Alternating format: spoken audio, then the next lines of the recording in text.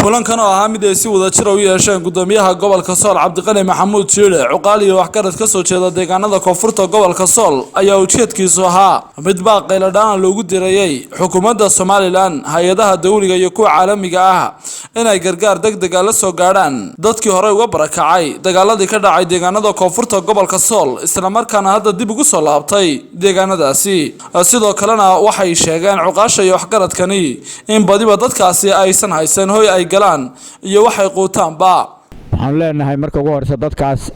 magaalooyinka aan soo sheegay hadda lagu celiyay waa magaalooyin dhibaatooyin badan gaadheen dadka dhibaato badan gaadhay barakacay waxaan leenahay dowladda Soomaaliland dadka guryihii badankooda waa ka dumeen waa ka baabeen wax la gubay wax burburay weeye waxaan leenahay dadkaas wuxuu u baahan yahay dib u dejin degdeg u baahan yahay dowladda Soomaaliland waxaan leenahay hawsha degdeg wax uga qabato dowlad ahaan iyo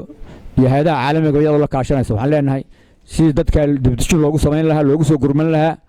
wix loo qaban karo loo qaban lahaa waxaan u dareynaa Soomaaliland ilaa madaxweynaheeda ilaa golaheeda wasiirada iyo dowladda oo dhanba ilaa maamulka gobolka waxaan leenahay meel wanaagsan bayna maraysaa nabadgelyadana waa ka qayb qaateen magaalooyinkan soo sheegay waxaan leenahay wixii gurmado macaawinooyin ummadana loo soo gurmado magaalooyinkii wixii loo dhisi karo iyo wixii macaawinooyina baan leenahay in loogu degdeg loogu soo gurmado hawla emergency weeyaan dadkaas gowaanay fadhiyeen dhirbay hoos harsanayeen aydaas ay ku firqsanaayeen marka waxaan codsanaynaa in dadka gurmad loogu soo gurmado dowladda iyo hay'adaha gaar ahaan waxaan doonaynaa hay'adaha ay ka mid yihiin hay'adda qaxootiga barakacayaasha inay hawsha gurmad degdega ay ugu diyaar garowdo uga qayb qaadato wixii way dadku way ka wada dayacan yihiin oo dawlad ka baabeen hay'adaasna iyana waxaan ku codsanaa iyo hay'adaha kale caalamiga ah iyaguna inay dadka u soo gurmadaan labada hay'adood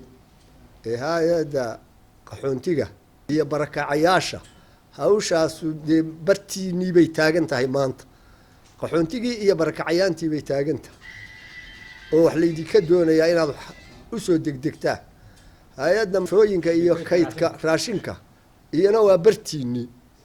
waxaan rabnaa labadiinaas inaad si degdega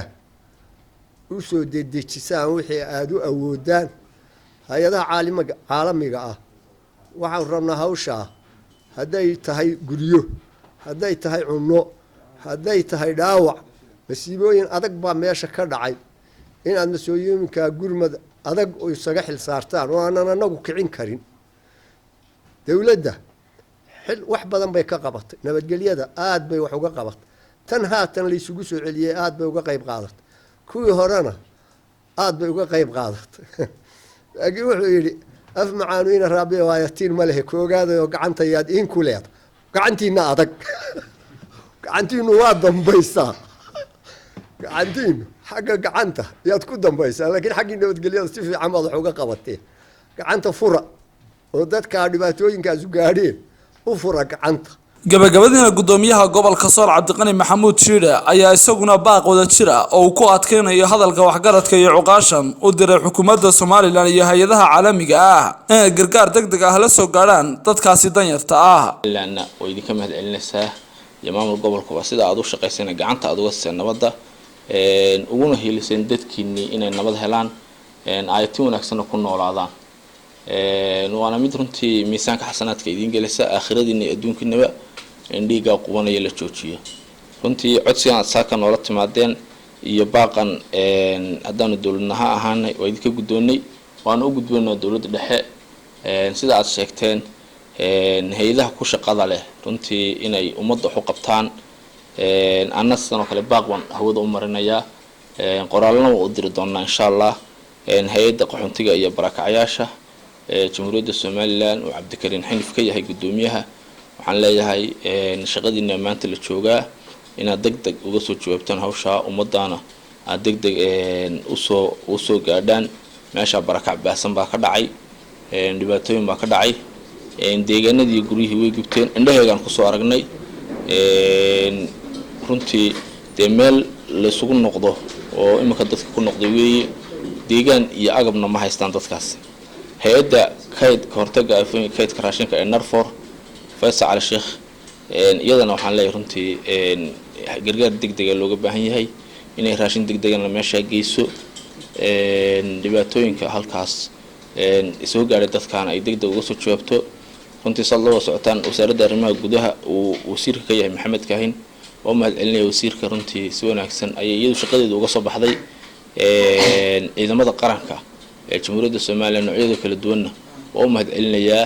hawshaas si wacan bay uga qayb qaateen maantana ciidankii baa hawsha gacanta ku haya codsiga odayaasha iyo baaqi beelahana ciidamada qaranka iyo wasaaradda arrimaha guduhu waa aqbashay sidii madaxweynuhu hore ugu baaqay Muuse Biixi oo sheegay nabadda meel kasto ay gasho iyo meel kasto nabadaas tahay iyo hawl kasto ay tahay waa la shaqeynaa waana ka shaqeynaynaa ayaa hay'adaha dawladuna amarkiisii ay u fuliyeen